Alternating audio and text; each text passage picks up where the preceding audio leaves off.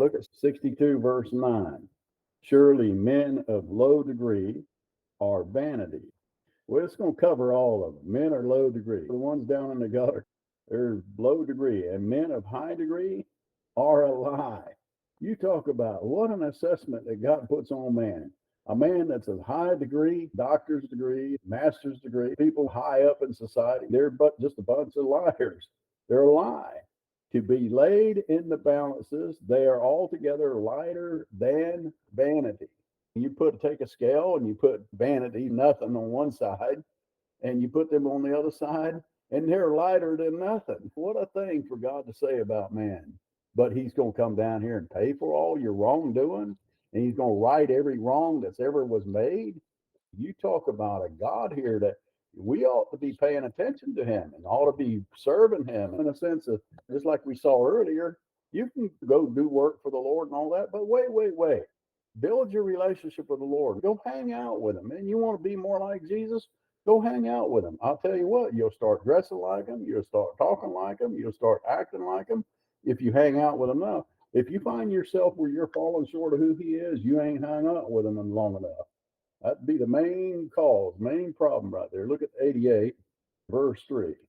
For my soul is full of troubles, and my life draweth nigh unto the grave. At least that's a good, honest assessment of a man. Just saying, I know I'm drawn close to the grave. When you're young, you don't quite see that. You think you're going to live forever. But if you look around and just ask yourself, how long do men live? And if the Lord puts a sticker on there, expiration 120 years, which let's say for the most part, people might live to be 100 or 80. And if say like you're 20 years old, well, you're at 3/4 of a tank. Just go another 20 and you'll be at a half a tank. Eventually, your life is coming to an end if the Lord don't do something. Look at what it says, 88 verse 4. I am counted with them that go down into the pit. I am as a man that hath no strength. That's a great assessment. So if that's the case, man, I need something to get me out of that grave. You know how you know this book was written by God? Men wouldn't say all these things about themselves. Would you get out a book about yourself and write down, I'm a worm? Look at verse 94:11.